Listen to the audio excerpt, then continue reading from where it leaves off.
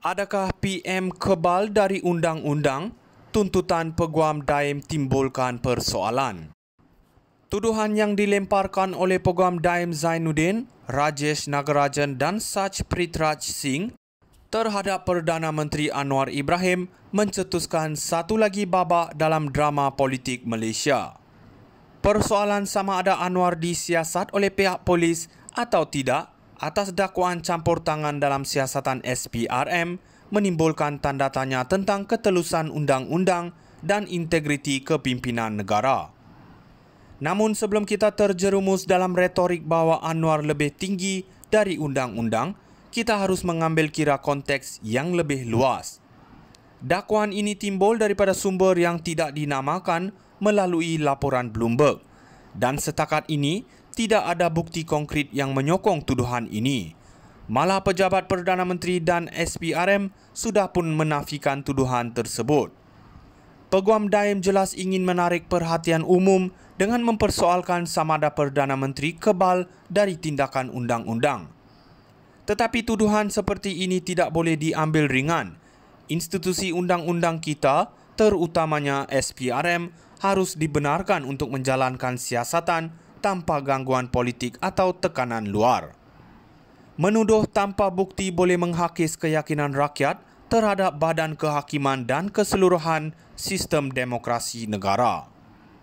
Pada akhirnya, prinsip bahawa tiada sesiapa yang lebih tinggi daripada undang-undang harus dipertahankan. Jika ada kes yang sah, siasatan bebas dan adil perlu dilakukan tanpa mengira kedudukan seseorang. Namun sehingga bukti kukuh dikemukakan, menuduh Perdana Menteri secara melulu hanya akan merosakkan proses keadilan dan mengganggu usaha kerajaan dalam membina semula negara. Adakah PM kebal dari undang-undang? Tuntutan Peguam Daim timbulkan persoalan.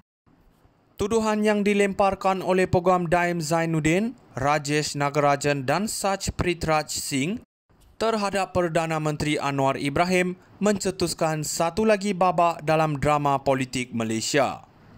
Persoalan sama ada Anwar disiasat oleh pihak polis atau tidak atas dakwaan campur tangan dalam siasatan SPRM menimbulkan tanda tanya tentang ketelusan undang-undang dan integriti kepimpinan negara. Namun sebelum kita terjerumus dalam retorik bahawa Anwar lebih tinggi dari undang-undang, kita harus mengambil kira konteks yang lebih luas. Dakwaan ini timbul daripada sumber yang tidak dinamakan melalui laporan Bloomberg dan setakat ini tidak ada bukti konkret yang menyokong tuduhan ini. Malah pejabat Perdana Menteri dan SPRM sudah pun menafikan tuduhan tersebut. Peguam Daim jelas ingin menarik perhatian umum dengan mempersoalkan sama ada Perdana Menteri kebal dari tindakan undang-undang. Tetapi tuduhan seperti ini tidak boleh diambil ringan. Institusi undang-undang kita, terutamanya SPRM, harus dibenarkan untuk menjalankan siasatan tanpa gangguan politik atau tekanan luar. Menuduh tanpa bukti boleh menghakis keyakinan rakyat terhadap badan kehakiman dan keseluruhan sistem demokrasi negara. Pada akhirnya, prinsip bahawa tiada sesiapa yang lebih tinggi daripada undang-undang harus dipertahankan.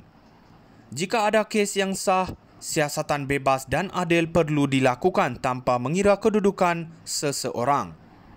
Namun sehingga bukti kukuh dikemukakan, menuduh Perdana Menteri secara melulu hanya akan merosakkan proses keadilan dan mengganggu usaha kerajaan dalam membina semula negara.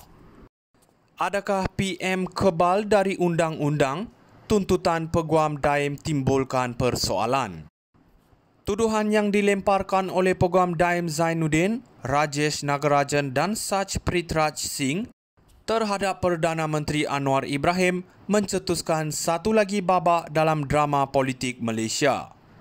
Persoalan sama ada Anwar disiasat oleh pihak polis atau tidak atas dakwaan campur tangan dalam siasatan SPRM menimbulkan tanda tanya tentang ketelusan undang-undang dan integriti kepimpinan negara.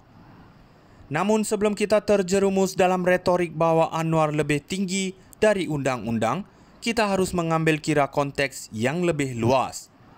Dakwaan ini timbul daripada sumber yang tidak dinamakan melalui laporan Bloomberg. Dan setakat ini, tidak ada bukti konkret yang menyokong tuduhan ini. Malah pejabat Perdana Menteri dan SPRM sudah pun menafikan tuduhan tersebut. Peguam Daim jelas ingin menarik perhatian umum dengan mempersoalkan samada Perdana Menteri kebal dari tindakan undang-undang. Tetapi tuduhan seperti ini tidak boleh diambil ringan. Institusi undang-undang kita, terutamanya SPRM, harus dibenarkan untuk menjalankan siasatan tanpa gangguan politik atau tekanan luar. Menuduh tanpa bukti boleh menghakis keyakinan rakyat terhadap badan kehakiman dan keseluruhan sistem demokrasi negara. Pada akhirnya, prinsip bahawa tiada sesiapa yang lebih tinggi daripada undang-undang harus dipertahankan. Jika ada kes yang sah, siasatan bebas dan adil perlu dilakukan.